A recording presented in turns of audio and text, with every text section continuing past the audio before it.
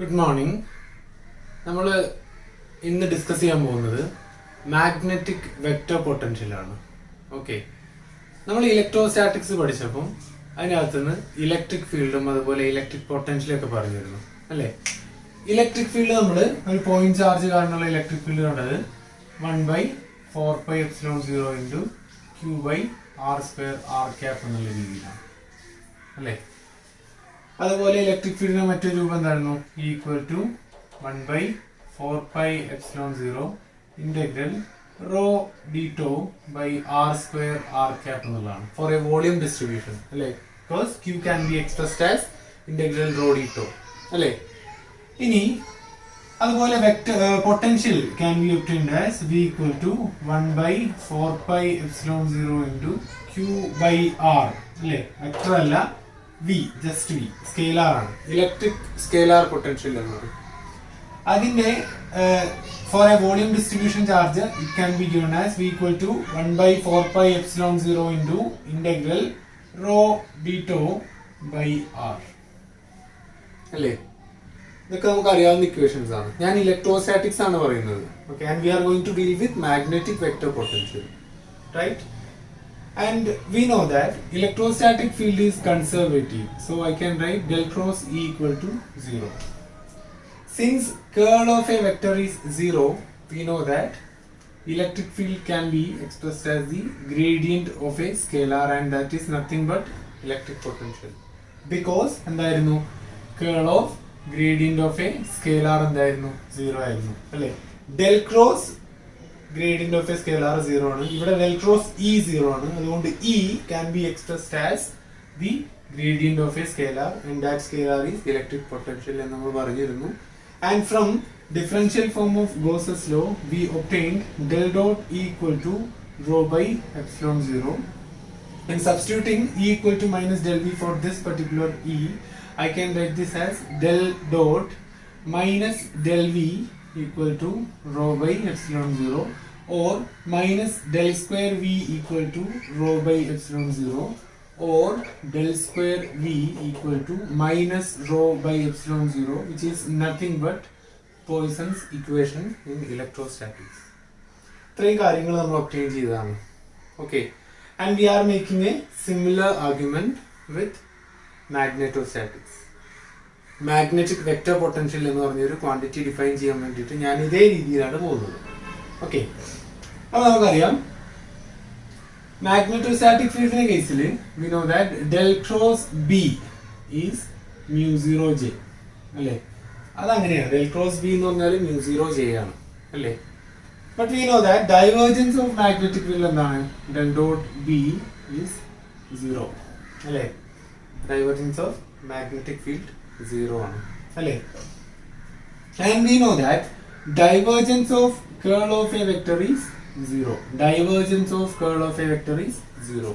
ഇവിടെ divergence of B is 0. So comparing these two equations, I can assume that B can be expressed as the curl of a vector, and it is expressed as B equal to del cross A അല്ലേ. B equal to del cross A ആണ് അല്ലേ. And A is called magnetic vector potential അല്ലേ. A എന്താ പറയാ? Magnetic vector potential എന്ന് പറയും. Clear ആണല്ലോ.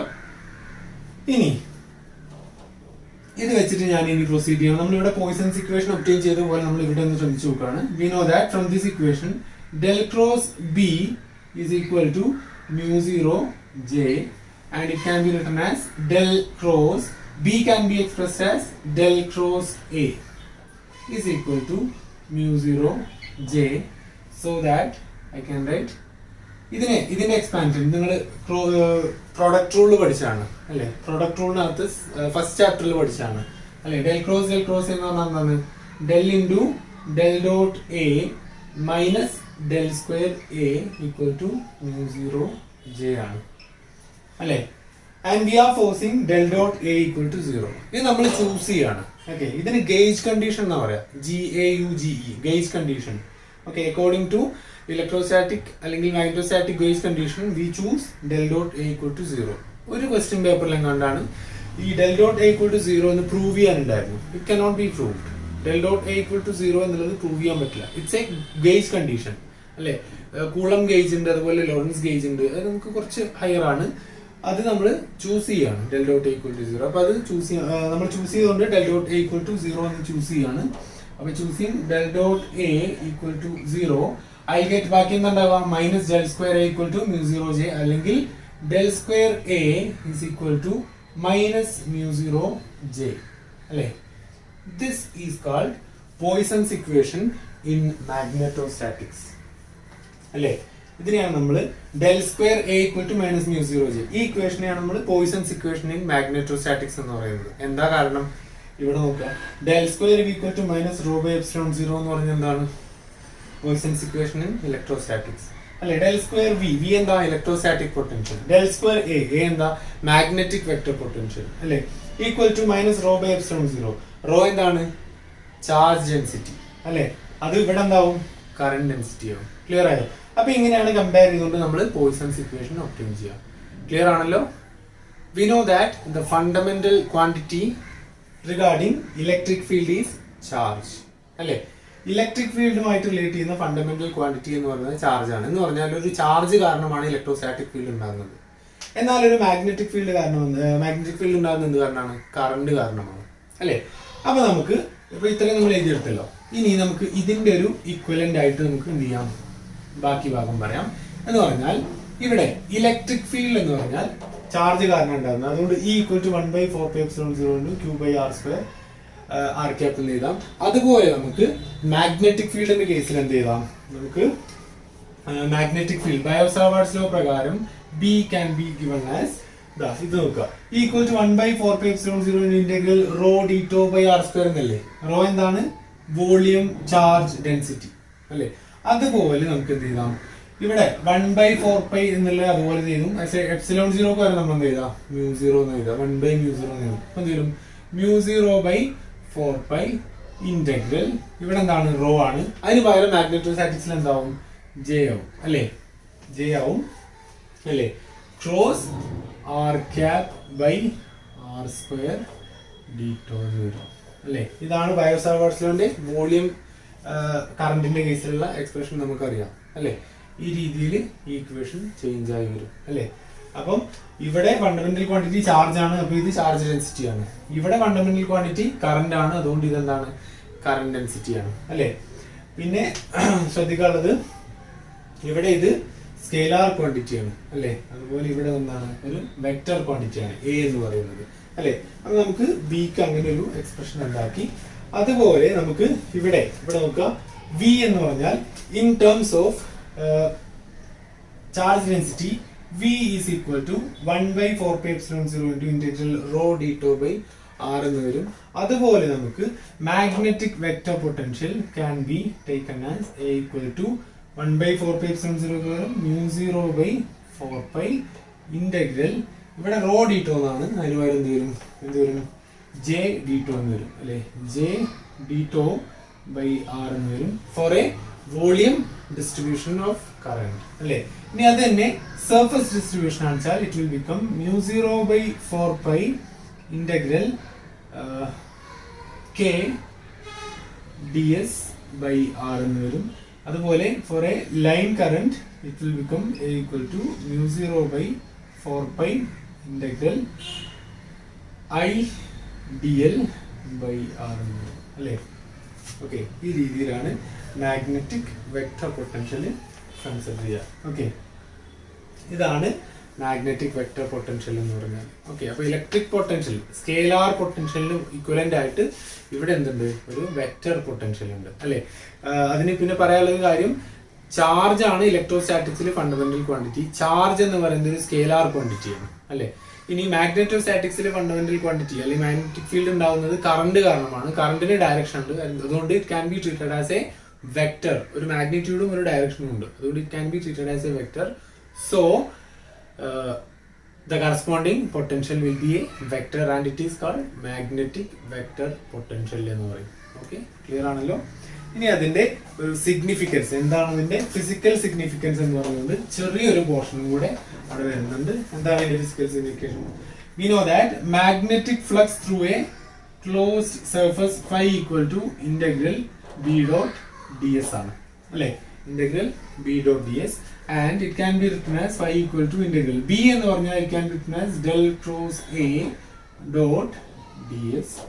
Okay, so applying Stokes theorem we will get integral a dot dl അല്ലേ ഇതിനെ നമ്മൾ സ്റ്റോക്സ് തിയറം അപ്ലൈ ചെയ്താൽ phi equal to closed integral a dot dl എന്ന് കിട്ടും അല്ലേ അതുകൊണ്ട് അതെന്താ പറയുന്നത് the line integral of vector potential over a closed path is equal to the magnetic flux through the surface bounded by that path അല്ലേ അതായത് line integral closed line integral of magnetic vector potential over a closed path gives the magnetic flux through that particular closed path അല്ലേ അതൊരു physical significance ആയിട്ട് നമുക്ക് അതിൻ്റെ കൊടുക്കാൻ പറ്റും clear ആണല്ലോ ഇനി നമുക്ക് ഡിസ്കസ് ചെയ്യാനുള്ളതാണ് magnetostatic boundary conditions okay boundary conditions നമ്മൾ ഇലക്ട്രോസ്റ്റാറ്റിക്സ് പഠിച്ചതാണ് അല്ലേ അതുപോലെ എന്താണ് ബൗണ്ടറി കണ്ടീഷൻസ് എന്ന് പറഞ്ഞാൽ condition satisfied by electric field or magnetic field vectors at the boundary separating two mediums രണ്ട് മീഡിയം എന്ന് കരുതുക എയറും അതുപോലെ വാട്ടറും രണ്ട് മീഡിയം എന്ന് കരുതുക അവർ തമ്മിൽ സെപ്പറേറ്റ് ചെയ്യുന്ന ആ ബൗണ്ടറി ഉണ്ടല്ലോ അവിടെ ഈ ഇലക്ട്രിക് ഫീൽഡ് വെക്ടർ ഇ അല്ലെങ്കിൽ മാഗ്നറ്റിക് ഫീൽഡ് വെക്ടർ ബി അല്ലെങ്കിൽ സിമിലർ വെക്ടേഴ്സ് അത് സാറ്റിസ്ഫൈ ചെയ്യുന്ന കണ്ടീഷൻസിനെയാണ് നമ്മൾ ബൗണ്ടറി കണ്ടീഷൻസ് എന്ന് പറയാം അല്ലേ ഇനി പ്രത്യേകം ശ്രദ്ധിക്കാനുള്ള കാര്യം ആ ഒരു പർട്ടിക്കുലർ ബൗണ്ടറി എന്ന് പറഞ്ഞാൽ വളരെ തിന്നാണെന്ന് നമ്മൾ പറഞ്ഞിരുന്നു അല്ലേ ഇപ്പോൾ എയറും വാട്ടറും സെപ്പറേറ്റ് ചെയ്യുന്ന ഒരു ലെയർ അല്ലേ അത് വളരെ തിക്നെസ് കുറഞ്ഞൊരു മീഡിയം ആണെന്ന് നമ്മൾ പറഞ്ഞിരുന്നു അല്ലെ വളരെ തിക്നെസ് കുറഞ്ഞൊരു സർഫസ് അല്ലെ ഒരു പാളിയാണിത് അല്ലേ അപ്പം അതിന്റെ തിക്നെസ് ടെൻഡിങ് ടു 0 എന്നുള്ളത് ഒബ്വിയസ് ആണ് ഇനി ബൗണ്ടറി കണ്ടീഷൻ ഒബ്റ്റെയിൻ ചെയ്യണമെങ്കിൽ ഏതിന്റെയും ബൗണ്ടറി കണ്ടീഷൻസ് ഒബ്റ്റെയിൻ ചെയ്യണമെങ്കിൽ നമുക്കറിയാം കറസ്പോണ്ടിങ് വെക്ടേഴ്സിന്റെ ഇന്റഗ്രൽ ഫോം ആണ് ആവശ്യമായിട്ടുള്ളത് അല്ലേ അപ്പം വി നോ ദാറ്റ് രണ്ട് ഇന്റഗ്രൽ ഫോം നമുക്ക് വേണം ഒന്ന് നമുക്ക് രണ്ട് റിസൾട്ട്സ് ഉണ്ട് del dot B equal to 0 ആണ് അതുപോലെ del cross B equal to μ0j ആണ് അല്ലേ ഇങ്ങനെ രണ്ട് റിസൾട്ട്സ് നമുക്ക് ഓൾറെഡി ഉണ്ട് ഇതിന്റെ ഇന്റഗ്രൽ ഫോം ഒബ്റ്റെയിൻ ചെയ്യാൻ എന്ത് ചെയ്യാം ഇവിടെ del dot B equal to 0 എന്നുള്ളത് കിട്ടാൻ നമ്മൾ എന്ത് ചെയ്യുക അതിന്റെ അപ്പുറത്തും ഇപ്പുറത്തും എന്ത് ചെയ്താൽ മതി വോളിയം ഇന്റഗ്രൽ അപ്ലൈ ചെയ്താൽ മതി അല്ലെ അപ്പുറത്തും ഇപ്പുറത്തും വോളിയം ഇന്റഗ്രൽ അപ്ലൈ ചെയ്താൽ എന്താ വരിക ഡെൽ ഡോട്ട് ബി ഡിറ്റോ അല്ലെ ഈക്വൽ ടു 0 എന്ന് വരും അപ്പുറത്ത് 0 അല്ലേ അപ്പൊ വോളിയം ഇന്റഗ്രൽ അപ്ലൈ ചെയ്താലും 0 എന്ന് വരും ഇവിടെ എന്ത് ചെയ്യുക ഗോസ് ഡൈവർജൻസ് തിയറം അപ്ലൈ ചെയ്യുക അപ്പൊ എന്ത് വരും closed integral B dot D S equal to 0 എന്ന് വരും അപ്പൊ ഇതാണ് ഒരു കണ്ടീഷൻ എന്ന് പറയുന്നത് എന്താണ് അല്ലെ magnetic flux over closed surface എന്താണ് 0 ആണ് അല്ലേ കാരണം ഫ്ലക്സ് പിന്നെ കേൾ ചെയ്ത് അങ്ങോട്ട് തന്നെ വരുന്നുണ്ട് അതുകൊണ്ട് ഫ്ലക്സ് 0 ആണെന്നുള്ളത് നമുക്ക് ഓൾറെഡി അറിയാം ഇനി del cross B equal to μ0j എന്ന് പറഞ്ഞാൽ എന്താണ് നമ്മുടെ ആംബിയസ് ലോന്റെ ഡിഫറൻഷ്യൽ ഫോം ആണ് അതിന്റെ ഇന്റഗ്രൽ ഫോം ഒക്കെ അറിയാം എന്താണ് integral B dot D l equal to μ0 I enclosed എന്നുള്ളതാണ് അല്ലേ അപ്പൊ ഈ രണ്ട് ഇക്വേഷൻസ് ആണ് നമുക്ക് ബൗണ്ടറി കണ്ടീഷൻസ് സോൾവ് ചെയ്യാൻ വേണ്ടിയിട്ട് വരിക അല്ലേ ഏതൊക്കെയാണ് രണ്ട് ഇക്വേഷൻസ് ഒന്ന് integral b dot ds equal to 0 and then closed integral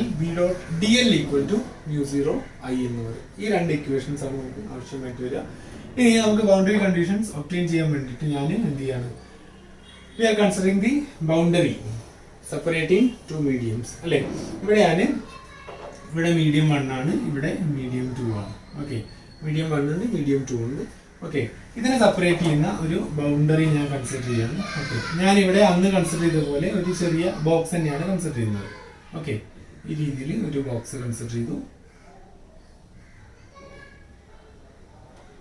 okay ഇനി ഇതിന്റെ തിക്നെസ് ടെൻഡിങ് ടു 0 ആണ് വളരെ ചെറുതാണ് ഓക്കെ ഈ ഒരു പർട്ടിക്കുലർ ബോക്സിന് എന്തുണ്ട് ഒരു അപ്പർ സൈഡ് ഉണ്ട് അതിൽ നിന്ന് വരുന്ന ഒരു യൂണിറ്റ് വെക്ടർ ആണ് എൻ ക്യാപ്പ് എന്ന് പറയുന്നത് അതുപോലെ ലോവർ സൈഡ് ഉണ്ട് അതിന് പെർപെൻഡിക്കുലർ ആയിട്ടൊരു വെക്ടർ ആണ് ഇവിടെ എൻ ക്യാപ്പ് എന്ന് പറയുന്നത് ഇനി ഇതാണ് ഇതിന്റെ സൈഡ്സ് അപ്പൊ ഒരു അപ്പർ സർഫസ് ഉണ്ട് ഒരു ബോട്ടം സർഫസ് ഉണ്ട് പിന്നെ സൈഡ്സും ഉണ്ട് ഓക്കെ ഇനി നമുക്ക് ഇവിടെ രണ്ട് റീജിയനിലും മാഗ്നറ്റിക് ഫീൽഡ് വരക്കാറുണ്ട് ഓക്കെ ഈ റീജിയനിൽ ഉള്ള മാഗ്നറ്റിക് ഫീൽഡ് എന്താണ് B2 ആണ് കാരണം ഇത് റീജിയൻ 2 ആണ് അല്ലെ അതുപോലെ ഇവിടെ ഉള്ള മാഗ്നറ്റിക് ഫീൽഡ് എന്താണ് B1 ആണ് ഓക്കെ ഇനി ഇത് സ്ലോപ്പ് ഇട്ടാണ് ഞാൻ വരച്ചിട്ടുള്ളത് ഓക്കെ ഇനി നമുക്ക് എന്ത് ചെയ്യണം അതിനെ റിസോൾവ് ചെയ്യേണ്ടതായിട്ട് വരും അപ്പം അതിന് രണ്ട് കമ്പോണൻസ് ഉണ്ടാവും നമുക്കറിയാം അല്ലെ നമ്മൾ ഇലക്ട്രോസ്റ്റാറ്റിക് ഫീൽഡിലും ഏകദേശം ഇതുപോലെ തന്നെയാണ് ചെയ്തിട്ടുള്ളത് അല്ലെ ഇത് സർഫസിന് പാരലൽ ആയിട്ടുള്ള കമ്പോണന്റ് ആണ് അതുകൊണ്ട് ഇത് B2 പാരലൽ വരും ഇത്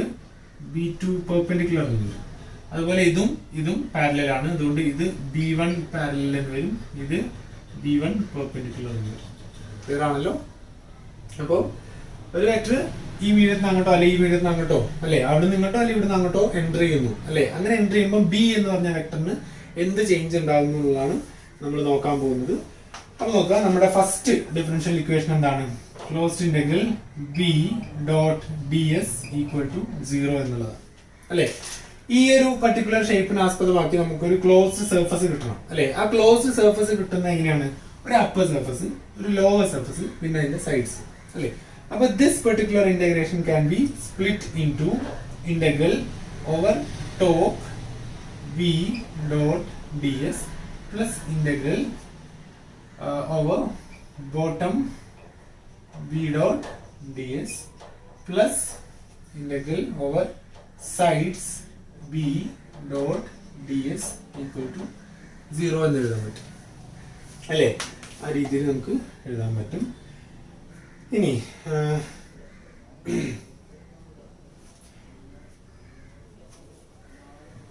നോക്കാം. ഇനി B1 അതുപോലെ B2 എന്നുള്ളതിന് നമുക്ക് എന്ത് ചെയ്യാം? ഈ പറഞ്ഞ റിസോൾവ് ചെയ്യാൻ പറ്റും അല്ലെ. ബി എന്ന് പറഞ്ഞാല് ടോപ്പിൽ നോക്കുക. ഒരു മിനിറ്റ്, ഒരു കാര്യം ഞാൻ മറന്നു വെച്ചിട്ടുണ്ട്. സൈഡ്സിന്റെ കാര്യം നോക്കുക. ഒന്ന് സൈഡ്സ് അല്ലെ. ഈ സൈഡിന്റെ തിക്നെസ് വളരെ ചെറുതായതുകൊണ്ട് ഈ സൈഡ് ഡൊണേറ്റ് ചെയ്യുന്ന ഏരിയ ഡോട്ട് ഡി എസ് എന്ന് പറഞ്ഞ സാധനം വളരെ കുറവായിരിക്കും. ക്ലിയർ അല്ലേ?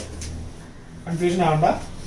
3 പോർഷൻ നമ്മൾ എടുത്തു. ഒന്ന് അപ്പർ സൈഡ്, ഒന്ന് ലോവർ സൈഡ്, ഒന്ന് സൈഡ്സ്. ഈ സൈഡ്സിന്റെ കേസിൽ ഇതിന്റെ തിക്നെസ് ടെൻഡിങ് ടു 0 ആയതുകൊണ്ട് ds ടെൻസ് ടു 0 ആണ്. അതുകൊണ്ട് ഈ സാധനം നമുക്ക് 0 ആക്കി എടുക്കാം. വാലിഡ് അല്ലേ? ഓക്കെ. തിക്നെസ് 0 ആയതുകൊണ്ട് ഏരിയ 0 ആയിരിക്കും. അതുകൊണ്ട് ഡോട്ട് ഡി എസ്, ആ ഡി എസ് 0 ആണ്. അതുകൊണ്ട് അത് നമ്മൾ നെഗ്ലക്ട് ചെയ്യും. ഇനി ടോപ്പ് സർഫസ് കിടക്കുന്നത് മുകളിലാണ്. അതുകൊണ്ട് ഇതിനെ നമുക്ക് B1 ഡോട്ട് ഡി എസ് എന്ന് എഴുതാം.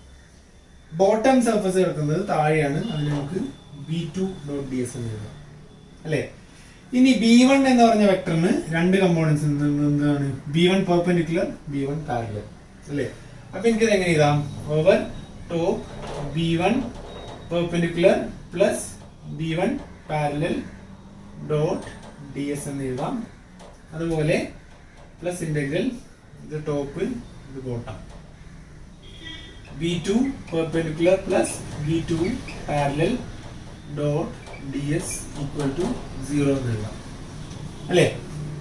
അങ്ങനെ കൂടെ. ഇനി ഞാൻ അതിൽ ഒന്നുകൂടെ സ്പ്ലിറ്റ് ചെയ്യാണ്. അപ്പം എങ്ങനെ എഴുതാം? Integral B1 perpendicular dot D S plus integral B1 parallel dot D S plus integral B2 perpendicular dot D S plus integral B2 parallel dot D S equal to 0 എന്ന് എഴുതാം അല്ലേ. ഇനി എനിക്ക് ഈ ഡോട്ട് പ്രൊഡക്റ്റ് എക്സ്പാൻഡ് ചെയ്യണം എന്ന് പറഞ്ഞാൽ എന്താണ്? B1 perpendicular dot D S പറഞ്ഞാൽ B1 perpendicular into D S into cos theta എന്നാണ് അല്ലെ. B1 പെർപെൻഡിക്കുലർ എന്ന് പറയുന്നത് ഇതാണ് അല്ലെ. B1 പെർപെൻഡിക്കുലർ ഇതാണ്. ഇവിടെയുള്ള സർഫസ് അപ്പർ സർഫസ് ആണ്. അതിന്റെ യൂണിറ്റ് വെക്ടർ മുകളിലേക്കാണ്. അപ്പൊ B1 പെർപെൻഡിക്കുലറും എൻ ക്യാപ്പും തമ്മിലുള്ള ആംഗിൾ എത്രയാണ്? 0 ഡിഗ്രിയാണ് അല്ലെ. അപ്പൊ ഇനി എഴുതാം integral B1 perpendicular D S cos 0 എന്ന് എഴുതാം plus B1 parallel dot D S. B1 parallel ഇങ്ങനെയാണ്, എൻ ക്യാപ്പ് അങ്ങോട്ടാണ്. അപ്പൊ എന്ത് ചെയ്താം? B1 parallel D S cos 90 എന്ന് എഴുതാം പ്ലസ് ഇനി താഴെ B2 പെർപെൻഡിക്കുലർ അതുപോലെ ഡി എസ് നമ്മൾ ആംഗിൾ. B2 പെർപെൻഡിക്കുലർ മുകളിലേക്കാണ്, ഡി എസ് ഇങ്ങോട്ട് താഴേക്കാണ്. ആ താഴത്തെ സർഫസിന്റെ ഡയറക്ഷൻ എന്ന് പറഞ്ഞാൽ എൻ ക്യാപ്പ് താഴേക്കല്ലേ. അപ്പൊ B2 പെർപെൻഡിക്കുലർ മുകളിലേക്ക്, എൻ ക്യാപ്പ് താഴേക്ക്. അപ്പൊ എന്താവും? ആംഗിൾ 180 ഡിഗ്രി ആവും അല്ലെ. B2 perpendicular D S cos 180 degree വരും പ്ലസ് ലാസ്റ്റ് എന്തുണ്ട്? B2 parallel dot D S. B2 parallel ഇങ്ങോട്ടാണ്, എൻ ക്യാപ്പ് ഇങ്ങോട്ടാണ്. അപ്പൊ ആംഗിൾ എത്രയാണ്? 90 ഡിഗ്രിയാണ്. B2 parallel D S cos 90 degree equal to 0 എന്ന് വരും അല്ലെ. അപ്പൊ അതിനകത്ത് കോസ് 90 ഡിഗ്രി ആയിട്ടുള്ള ഇതും അതുപോലെ ഇതും എന്താവും? 0 ആയിപ്പോയി. ബാക്കി എന്താ ഉള്ളേ? നോക്കാം. Integral B1 perpendicular D S. ഇനി ഇത് കോസ് 180 ചെയ്യണത് എന്താണ്? മൈനസ് ആണ്. Integral B2 perpendicular D S equal to 0 എന്ന് വരും അല്ലെ. അതിന്റെ രണ്ടിന്റെയും ഇത് തീറ്റ നമ്മൾ സബ്സ്റ്റിറ്റ്യൂട്ട് ചെയ്തു. കോസ് 0 1 ആണ്, കോസ് 180 -1 ആണ്. ആ രീതിയിൽ സബ്സ്റ്റിറ്റ്യൂട്ട് ചെയ്തു. ഇനി ഇതിനെ എനിക്ക് എന്ത് ചെയ്യാം? b1 perpendicular into integral D S minus b2 perpendicular into integral D S equal to 0 എന്ന് എഴുതാം. അല്ലെങ്കിൽ b1 perpendicular integral D S equal to b2 perpendicular integral D S എന്ന് എഴുതാം അല്ലെ. ഇനി ഇതിനകത്ത് b1 പെർപെൻഡിക്കുലർ എന്ന് പറയുന്ന കറസ്പോണ്ട് ചെയ്യുന്നത് അപ്പർ സർഫസ് ആണ്, മറ്റത് ലോവർ സർഫസ് ആണ് b2ൻ്റെത് അല്ലെ. അപ്പർ സർഫസിന്റെയും ലോവർ സർഫസിന്റെയും ഇന്റഗ്രൽ ഡി എസ് കാൽക്കുലേറ്റ് ചെയ്താൽ സെയിം ആണ് വരിക. അതുകൊണ്ട് integral D s can be cut out, which means b1 perpendicular equal to b2 perpendicular അല്ലെ. അതാണ് ഒന്നാമത്തെ boundary condition. That means the normal component അല്ലെ അല്ലെങ്കിൽ perpendicular component of magnetic field is continuous അല്ലെ. ഇവിടെ ഉള്ളതിന്റെ നോർമൽ കമ്പോണന്റ് എന്താ? b2 perpendicular. ഇവിടെ ഉള്ളതിന്റെ നോർമൽ കമ്പോണന്റ് എന്താ? b1 perpendicular. അത് രണ്ടും സെയിം ആണ് എന്ന് പറഞ്ഞാൽ കണ്ടിന്യൂസ് ആണ്. ഇവിടുന്ന് അങ്ങോട്ട് പോകുമ്പോൾ അതിൽ മാറ്റമൊന്നും ഇല്ല എന്നർത്ഥം അല്ലെ. അല്ലെങ്കിൽ b1 perpendicular minus b2 perpendicular is 0 എന്ന് പറയാം അല്ലെ. അതാണ് ഒന്നാമത്തെ കണ്ടീഷൻ. അതായത് നോർമൽ കമ്പോണന്റ് അല്ലെങ്കിൽ perpendicular component of magnetic field is continuous എന്ന് പറയാം അല്ലെ. ക്ലിയർ ആണല്ലോ? ശ്രദ്ധിച്ച് നോക്കി മനസ്സിലാക്കാം. ഇനി നമുക്ക് എന്ത് ചെയ്യണം? അതിന്റെ രണ്ടാമത്തെ പാരലൽ കമ്പോണന്റിന്റെ കേസിലുള്ള ഇത് കണ്ടെത്തണം. അതിന് വേണ്ടിയിട്ട് നമ്മൾ രണ്ടാമത്തെ ഇക്വേഷൻ ആണ്. ഏതാണ് രണ്ടാമത്തെ equation? Integral b dot dl equal to mu 0 I enclosed എന്ന് പറഞ്ഞ ഇക്വേഷൻ അല്ലേ. അപ്പൊ നോക്കുക, നമുക്കിവിടെ എന്ത് ചെയ്യാം? ഇവിടെ ഒരു ബൗണ്ടറി കൺസിഡർ ചെയ്യാം. a b c d ഇങ്ങനെ ഒരു ക്ലോസ്ഡ് പാത്ത് നമുക്ക് കൺസിഡർ ചെയ്യാം. ഓക്കെ, ക്ലോസ്ഡ് പാത്ത് കൺസിഡർ ചെയ്യാം. ഓക്കെ, എന്താണ് നമ്മുടെ ഇക്വേഷൻ? എന്താണ്? Closed integral b dot dl equal to mu 0 I enclosed അല്ലെ. mu0 I enclosed ആണ്. ഇത് നമുക്ക് അതിനെ എക്സ്പാൻഡ് ചെയ്യാം. ഓക്കെ, നോക്കാം. ഇതിനെ അത് കുറച്ച് ഭാഗങ്ങൾ നിങ്ങൾക്ക് ഞാനൊരു എക്സസൈസ് ആയിട്ട് തരുന്നുണ്ട്. നോക്കുക, ഈ closed integral B dot D L നമുക്ക് ഈ സർഫസിനെ കറസ്പോണ്ടിങ് ആയിട്ടുള്ള ഒരു ക്ലോസ്ഡ് ലൂപ്പ് കൺസിഡർ ചെയ്യാം. അപ്പൊ എ ബി സി ഡി എന്ന് പറഞ്ഞ ലൂപ്പ് കൺസിഡർ ചെയ്യാം. This can be split into along a to b b dot dl plus integral along b to c b dot dl plus integral along c to d b dot dl plus integral along d to a b dot dl equal to mu 0 I അല്ലേ. ഇനി ഇവിടെ പ്രത്യേകം പറയാനുള്ള ഒരു കാര്യം, ഈ B to C എന്ന് പറയുന്ന ഭാഗത്ത് നോക്കുക, അതുപോലെ ഡി ടു എ എന്ന് പറയുന്ന ഭാഗത്ത് നോക്കുക. ഓക്കെ, നമുക്ക് അവിടെ ഒരു ഡോട്ട് ഡി എൽ കാണാനുണ്ട്. ഡോട്ട് ഡി എൽ എന്ന് പറഞ്ഞാൽ അതിന്റെ ലെങ്ത് ഓഫ് ദ പാത്താണ്. അതിന്റെ തിക്നെസ് 0 ആണ് അല്ലേ. തിക്നെസ് ടെൻഡിങ് ടു 0 ആണ്.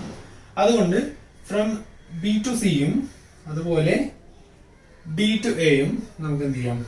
0 ആക്കി എടുക്കാം. ഓക്കെ, ഇത് പല രീതിയിൽ ടെക്സ്റ്റിൽ തന്നെ വേറെ രീതിയിലാണ് ചെയ്തിട്ടുള്ളത്. ഓക്കെ, ഞാൻ എൻ്റെ ഒരു ലോജിക് വെച്ചിട്ടാണ് ഇങ്ങനെ ചെയ്തിട്ടുള്ളത്. ടെക്സ്റ്റിനകത്ത് വേറൊരു മെത്തേഡാണ്. ഇതിന്റെ മുകളിലേക്കുള്ള വേർഷൻ h/2, താഴേക്കുള്ള വേർഷൻ h/2 അങ്ങനെയൊക്കെ എടുത്തിട്ടാണ്. അത് നോക്കണ്ട, തിക്നെസ് 0 ആണല്ലോ, അപ്പൊ നമുക്ക് കൺസിഡർ ചെയ്യേണ്ട ആവശ്യമില്ല. അപ്പൊ അത് പോയി. ഇനി എ ടു ബി എന്ന് പറഞ്ഞ പോർഷൻ വരുന്നത് എവിടെയാണ്? മുകളിലാണ്. അവിടെയുള്ള മാഗ്നറ്റിക് ഫീൽഡ് എന്താണ്? b1 ആണ്. സി ടു ഡി എന്ന് പറയുന്ന പോർഷൻ വരുന്നത് താഴെയാണ്. അവിടുത്തെ മാഗ്നറ്റിക് ഫീൽഡ് എന്താണ്? b2 ആണ്. ഓക്കെ, ഇനി നമുക്ക് വീണ്ടും എന്ത് ചെയ്യാം? ഇതിനെ സ്പ്ലിറ്റ് ചെയ്യാം. സ്പ്ലിറ്റ് ചെയ്യാന്ന് പറഞ്ഞാൽ എന്താണ്? b1 2 കമ്പോണന്റ് ഉണ്ട്, അതുപോലെ b2 2 കമ്പോണന്റ് ഉണ്ട്. അത് സ്പ്ലിറ്റ് ചെയ്യാന്ന് അർത്ഥം. ഓക്കെ, അപ്പൊ നിങ്ങൾ എന്ത് ചെയ്യാം? b1 perpendicular plus b1 parallel dot D L ചെയ്ത, അതുപോലെ ഇതിനെ b2 perpendicular plus b2 parallel dot D L ചെയ്ത് എന്നിട്ട് എക്സ്പാൻഡ് ചെയ്യുക. എന്നിട്ട് അവർ തമ്മിലുള്ള ആംഗിൾ കാണാം. ഓക്കെ, അപ്പൊ ഞാനിത് ഇതൊക്കെ നോക്കിയെന്ന് പറയാണ്. മുകളിലുള്ള b1 എ ടു ബി അല്ലെ. എ ടു ബി എന്ന് പറഞ്ഞാൽ b1 ഡോട്ട് ഡി എൽ ആണ് അല്ലെ.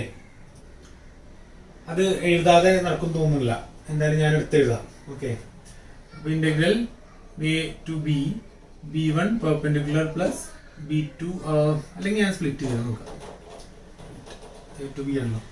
b1 perpendicular dot D L plus integral b1 parallel dot D L, ഇതും എ ടു ബി എന്ന് പറഞ്ഞ റീജിയനിൽ തന്നെയാണ്, പ്ലസ് സി ടു ഡി അല്ലേ. സി ടു ഡി, അപ്പൊ എന്ത് വരും? C to D b2 perpendicular dot D L plus integral B2 parallel dot dl B2 d ആണ് ഈക്വൽ ടു mu0 I എന്ന് വരും. ഓക്കെ, ഇനി നോക്കാം B1 ഫസ്റ്റ് ആണ് B1 perpendicular dot dl. B1 perpendicular ഇങ്ങോട്ടാണ്, dl എന്ന് പറഞ്ഞാൽ A to B ഇങ്ങോട്ടാണ്. B1 പെർപെൻഡിക്കുലർ മുകളിലേക്ക് dl ഇങ്ങോട്ടേക്ക്. അപ്പൊ അവര് നമ്മളുടെ ആംഗിൾ എത്രയാണ്? 90 ഡിഗ്രി ആണ്, അത് 0 ആയി. ഓക്കെ, പിന്നെ B1 parallel dot dl. B1 parallel ഇങ്ങോട്ടേക്കാണ്, ഇത് ഇങ്ങോട്ടേക്കാണ്. അപ്പൊ ഇവര് നമ്മളുടെ ആംഗിൾ എന്താ? ഇതൊക്കെ നിങ്ങൾ എടുത്ത് ചെയ്തിട്ടുണ്ടോ? നമ്മുടെ എന്താണ്? തീറ്റ ഈക്വൽ ടു 0 ഡിഗ്രി ആണ്. B1 പാരലൽ ഇതാണ്, dl അങ്ങോട്ടേക്കാണ്. അപ്പൊ നമ്മളുടെ ആംഗിൾ 0 ആണ്. ഇനി C to D, B2 perpendicular, മൂന്നാമത്തെ term B2 perpendicular dot dl എന്ന് പറഞ്ഞാൽ എന്താണ്? B2 perpendicular ഇങ്ങോട്ടേക്കാണ്, dl ഇങ്ങോട്ടേക്കാണ്. അവർ നമ്മളുടെ ആംഗിൾ എത്രയാണ്? 90 ഡിഗ്രി. അപ്പൊ അത് 0 ആയി പോവും. നിങ്ങൾ സ്റ്റെപ്പ് എഴുതണം, വിശദമായിട്ട് എഴുതണം. ഇനി അടുത്ത ലാസ്റ്റ് ടേം എന്താണ്? B2 parallel dot dl. B2 parallel അങ്ങോട്ടാണ്, dl ഇങ്ങോട്ടാണ്. അപ്പൊ അവർ നമ്മളുടെ ആംഗിൾ എത്രയാണ്? 180 ഡിഗ്രി ആണ് അല്ലെ? തീറ്റ ഈക്വൽ ടു 180 ഡിഗ്രി വരും അല്ലെ? B2 പാരലൽ എന്ന് പറയുന്നത് അങ്ങോട്ടേക്കാണ്, C to D ഇത് ഇങ്ങോട്ടാണ് അല്ലെ? 180 ഡിഗ്രി. അപ്പൊ ഇതെന്തായി? Equal to integral A to B B1 parallel dl. cos 0 എന്ന് പറഞ്ഞാൽ 1 വരും, cos 180 എന്ന് പറഞ്ഞാൽ -1 വരും അല്ലെ? അപ്പൊ C to D B2 parallel dl equal to mu0 I എന്ന് വരും. അല്ലെങ്കിൽ B1 parallel B1 parallel integral dl along A to B minus integral B2 parallel integral C to D dl equal to mu0 I എന്ന് വരും. Okay, ഇനി നോക്കാം. Integral A to B dl എന്ന് പറഞ്ഞാൽ ഇതിന്റെ ലെങ്ത് ആണ്. ഓക്കെ, അതിന്റെ length ഒരു L ആണെന്ന് എഴുതാം. ഓക്കെ, അതുപോലെ integral C to D dl എന്ന് പറഞ്ഞാൽ ഇതിന്റെ ലെങ്ത് ആണ്. അത് രണ്ടും സെയിം ആണ്. അപ്പൊ ഞാനത് L എന്നായിട്ട് എടുത്തു. അപ്പൊ എന്ത് ചെയ്താം? B1 parallel into L minus B2 parallel into L equal to mu0 I എന്ന് വരും. അല്ലെങ്കിൽ B1 parallel minus B2 parallel equal to mu0 into I by L എന്ന് വരും അല്ലെ? ഇത് നോക്കാം, കറന്റ് പെർ യൂണിറ്റ് ലെങ്ത്, അത് നമ്മൾ നേരത്തെ പഠിച്ചതാണ് അല്ലെ? കറന്റ് പെർ യൂണിറ്റ് ലെങ്ത് എന്ന് പറഞ്ഞാൽ എന്താണ്? സർഫസ് കറന്റ് ഡെൻസിറ്റി ആണ്. അതുകൊണ്ട് B1 parallel minus B2 parallel is equal to mu0 K എന്ന് അല്ലെ? ഇനി ഇതിന്റെ തന്നെ ഈ സർഫസിന്റെ അലൈൻമെന്റിനനുസരിച്ച് മോഡിഫിക്കേഷൻസ് വരും. അത് നമ്മൾ ജനറൽ കേസ് ആയിട്ട് എന്ത് ചെയ്യും? ഈ B1 parallel minus B2 parallel equal to mu0 K എന്നുള്ളതിനെ B1 parallel minus B2 parallel equal to mu0 into K cross n cap എന്ന് വരും അല്ലെ? ഇതാണ് അതിന്റെ ജനറൽ ഫോം. ഈ പറഞ്ഞ ബൗണ്ടറി കണ്ടീഷൻസിന്റെ ജനറൽ ഫോം ഇതിന്റെ കേട്ടോ. B1 parallel minus B2 parallel mu0 K ആണ് വരിക. ഇനി ഈ ഒരു ലൂപ്പിന്റെ അലൈൻമെന്റിനനുസരിച്ച് ഇവിടെ വേറെയും ലൂപ്പുകളുണ്ട് അല്ലെ? അതിന്റെ അലൈൻമെന്റിനനുസരിച്ച് this in general form is given by B1 parallel minus B2 parallel equal to mu0 into K cross n cap എന്ന് വരും. ഓക്കെ, ഇതാണ് മാഗ്നെറ്റോസ്റ്റാറ്റിക് ബൗണ്ടറി കണ്ടീഷൻസ് എന്ന് പറയുന്നത്. ഓക്കെ, ക്ലിയർ ആണല്ലോ? അപ്പം ഇത്രയാണ് ഇതിനകത്തുള്ള സ്റ്റെപ്സ്, അഡീഷണൽ ആയിട്ടുള്ള അംഗങ്ങളൊക്കെ എടുത്തെഴുതാം. ഓക്കെ, ഇത്രയാണ് ഈ ചാപ്റ്റർ. ഓക്കെ, ഇനി അടുത്ത ക്ലാസ് നമുക്ക് ഏതാണ് ചെയ്യാനുള്ളത്? മാഗ്നെറ്റോസ്റ്റാറ്റിക് ഫീൽഡ് ഇൻസൈഡ് മാറ്റർ ആണ്. ഓക്കെ, അപ്പം see you in the next class. Thank you all.